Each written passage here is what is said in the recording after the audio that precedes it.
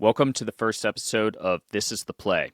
It's a solo show on AI and sales where every episode gives you one named play and one action in 5 you can implement today. Information is easy to find with AI. What's rare is a tactic you can use now. I'm Steven Werley, and I build simple systems that clean up pipelines, lift show and close rates, and shorten sales cycles. Let's get you something practical.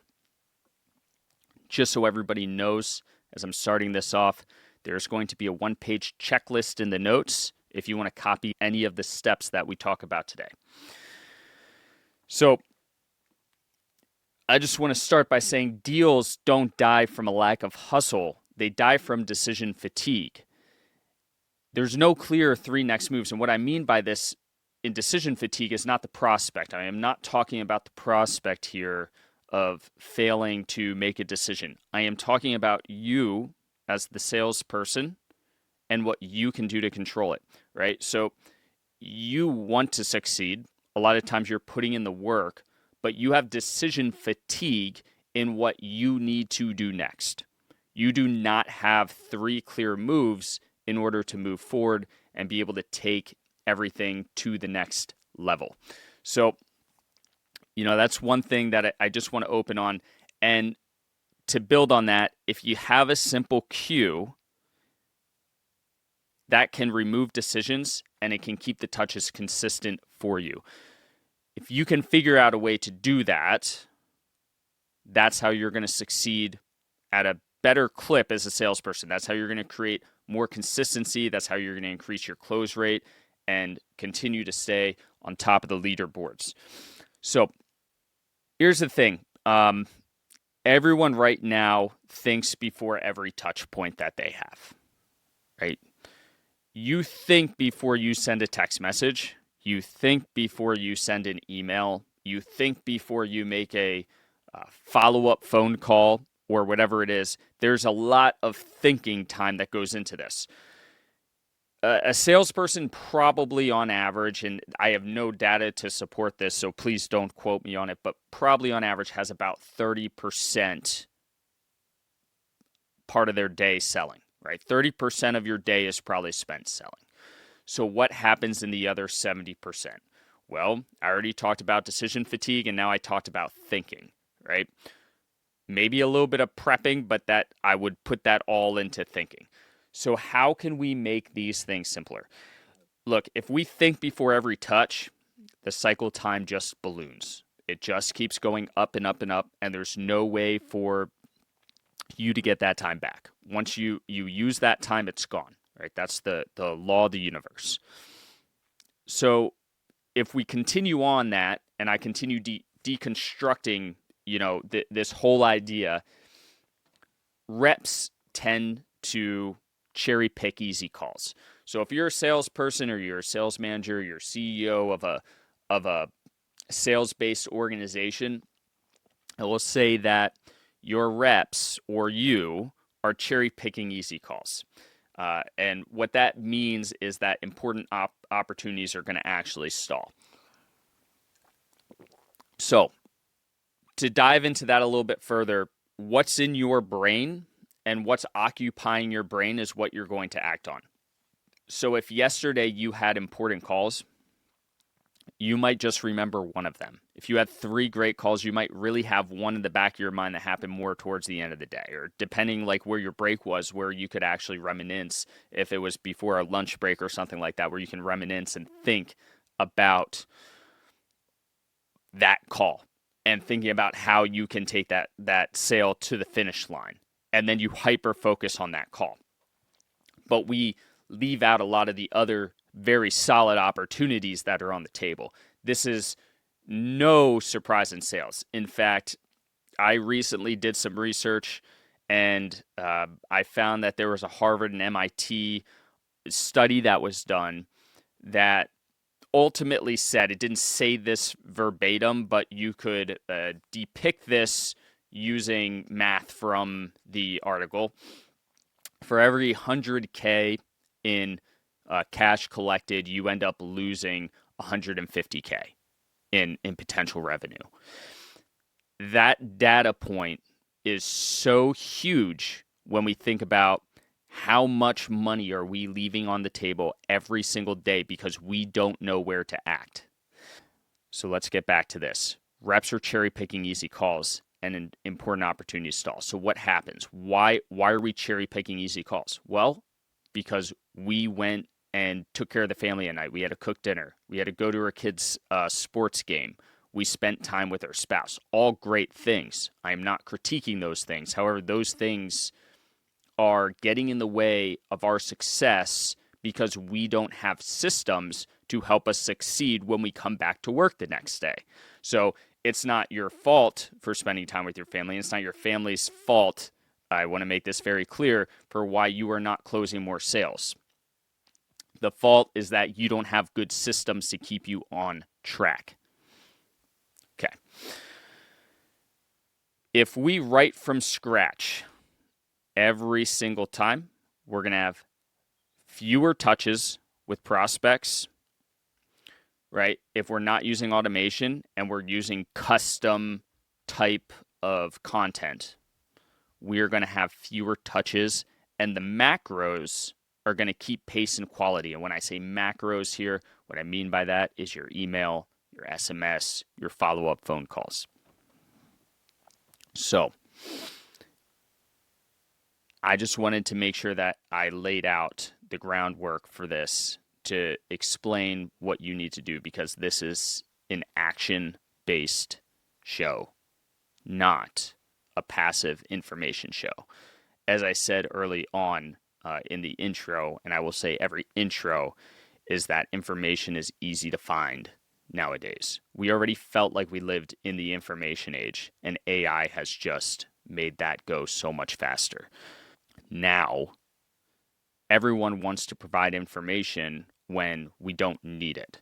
And the things that I'm going to continue covering on this show on a weekly basis are going to be things that you might pay tens of thousands of dollars to join a mastermind to get somebody to coach you to do. So if you follow these, I can't promise because I don't know your offer and what you're on, but with a high likelihood that you will be able to become more consistent and efficient and sell more and create a much more stable system for you to operate on with much more predictability. So whether you're a CEO or sales manager, or you're just a sales rep, or maybe you're starting as an SDR, these tips are going to help build you up to the next level. All right, so let's talk about the actual play today. First, we're going to define hot, warm, and cold leads. And we're going to use the SLAs, 24 hours, 72 hours, and 7 days in terms of trying to figure this out. And we're going to score the intent of these leads from 0 to 5. And what plays into those are going to be these factors: the last reply, the last call outcome, the stage, and the deal age. So when you're at a 5, that means you're replying recently, your last call was positive, your the stage they're in isn't, obviously negative. They didn't say no. And the age of the deal isn't something ridiculous, right? It's relatively recent. Depending, everyone's sales cycle is different, so I can't, give a specific time frame. Some people have RFPs as part of their process and different things. So I want to make sure that I keep it relevant for everyone. So based on your offer, you're going to have to figure that out. So what you do is you're going to auto build a 9-slot list from your opportunities. You're going to find 3 hot, 3 warm, and 3 cold. And the highest score first in each one. Okay? And then you're going to use those macro actions only during your sprint times that I'm going to provide to you. So you're going to have sprint times laid out to be able to accomplish this. And that's where you're going to send email, SMS, and make phone calls. And that's going to be mapped to whatever, bucket you put them in the hot, warm, cold, and what stage they're in the pipeline. So your two 45-minute sprints that you're going to run is going to be in AM and PM to clear the 9 slots. So you're going to have one in the AM, one in the PM. You're going to determine this, but ideally in two 45-minute sprints so you can give it the proper time that you need to, and someone picks up, you're going to have calls. And what you're going to track here is the touch percentage, the next action percentage, the replies percentage, the amount of new booked calls. So that's 4 things. I'll run through them again really quick. How many people you actually touched, right? How many people did you respond to? What's the next action, right? How many people are taking the next step? How many people replied to you from the messages you sent? And then how many new booked calls? Those are the 4 things that you're going to be tracking. That brings us into our AI sidecar, because my goal here on this show is to create as many AI-enabled reps as possible. So this is the AI sidecar for today. You're going to let GPT score and bucket your opportunities for you, and then it's going to hand you tomorrow's 9-slot list, plus the macros, which are the actual messages. You can review these, right? And make them better. So just to lay the groundwork, I'm a huge fan of human in the loop and AI, right? I don't use AI to do 100% of the things. In fact, this is not a, me having an AI voice take a script and record over it. It's me and it's, human, right? I use AI to help plan the show and prep me up and do things, but it's me actually doing it and carrying it out. And that human in the loop is huge. In the age where everyone's thinking about automation, how can they take stuff off their hand and just make money by doing nothing? Think about if AI can get you 50, 60% of the way there, you can carry it the rest of the 40%. Your output's going to be significantly better than anyone just using AI. It's true. You might put a little bit more time into it, but there's no replacement for hard work yet. All right. So my goal is to get as many AI-enabled people as possible in the sales world, because that is where everything is going, no matter what job you have. But obviously I work within the sales world. I've owned a sales agency. If you are not using AI at some point, when we talk about is AI going to replace me, what's going to happen is you're going to get replaced by people that know how to use AI. So if you're here, good on you, and good on taking the initiative to learn it. Again, this prompt is going to be in the show notes, or there's going to be a page for you to be able to access it. But I'm going to read it off here. And these prompts are not 10 out of 10 prompts. And that's not saying that I didn't put hard work into it. It's just that there's no specific customization for your offer into here, and there's no background. So I can take a little bit of time on this episode just to talk about what makes a prompt really good. And I know people have differing opinions on this, so I may offend some people. I do not like just using the persona method, but that's what these prompts tend to use. If you want to improve any of the prompts that we do on the show, use a reverse prompting method. Steven, what's the reverse prompting method? Glad you asked.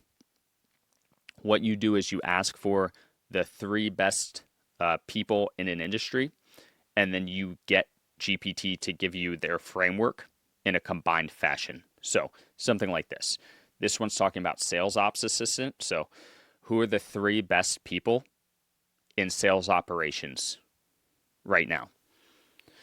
And GPT is going to start to dial in, or whatever AI you want to use. If you can use whatever you want. I find that the best results come from GPT.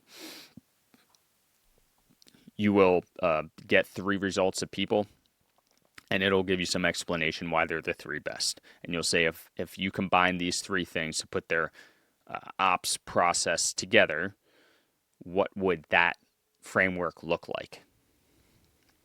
And it's going to think, and it's going to give you a pretty solid framework. That's the reverse prompting method. So if you do that before any of these, you can quickly improve how these work.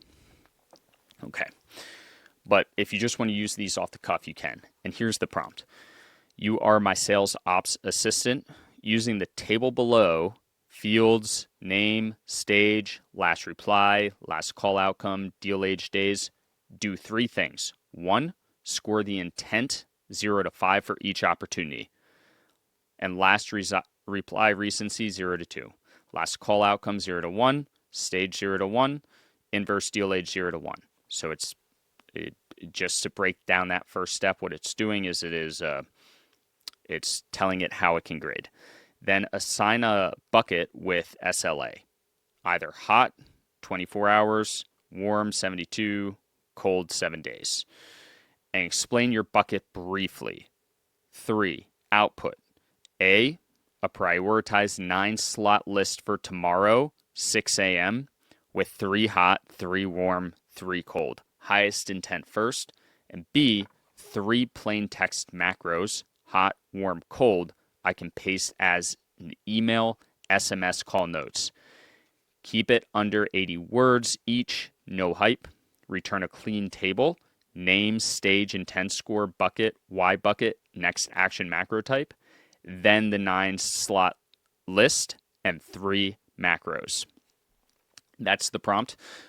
So you can understand what this is going to do is you're going to take your opportunities or export them from your pipeline, and you're going to put them in there. And this GPT is going to tell you what you need to do during those 45-minute time slots. It's going to prioritize them for you. It's going to look through them. So you're going to have instead of you who has a bias on who you're talking to, AI is going to have much less of a bias and tell you who to reach out to. So every day you can run through this and do that. So anyways, quick privacy tip, strip anything that's secure here. Never include any payment data, anything like that. Lord, the amount of sales call reviews that I've watched where people literally have the prospect reading a credit card on a public link is disgusting. Guys, you wouldn't want that if it was you. Just be smart about what you're putting inside AI.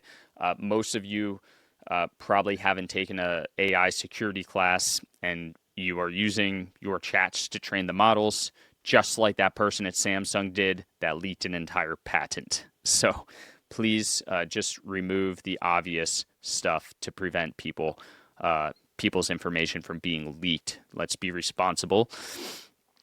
And here are some just typical guardrails. We don't want to write from scratch during these sprints at all. We want to make sure that we're basing it on something that's real. So you can include things like transcripts and things like that for your macros. That's what I do. That's what I advise you. Include some transcripts. If you have it trained on your offer too, if you have an AI trained on your offer, that's great. You want to do a max 2 passes a day through the queue, right? So you don't want to overload the prospects. You don't want to be that annoying salesperson. 2 passes a day through the queue will make it easy. And then you want to close and recycle any opportunity that has no next action. So if people are not responding or doing anything, we're going to close that out, and we're not going to continue putting time into it so we can put it into others. So if you're an operator, you just pilot it with 1 rep for 5 days. And if the warm bucket booked calls don't lift about 10%, then bump the deal age weight on the scoring. So that way you can take advantage of that. But likely that's going to happen. And every day we will close out the show. That's the play, right? So we just went through the play, and every day we're going to end it with an action in 5. So this is what you can do in 5 minutes. You're going to paste 10 real opportunities into GPT with that prompt and copy the 9-slot list into your CRM view. And you're going to finish by running 2 45-minute sprints before the end of the week at 3 p.m. I keep a free library of these checklists so your team can copy and paste them, and the links are in the notes. The action in 5 is set. Do it Tell me what moved. And again, the checklist is also in the notes for you. Steve signing out.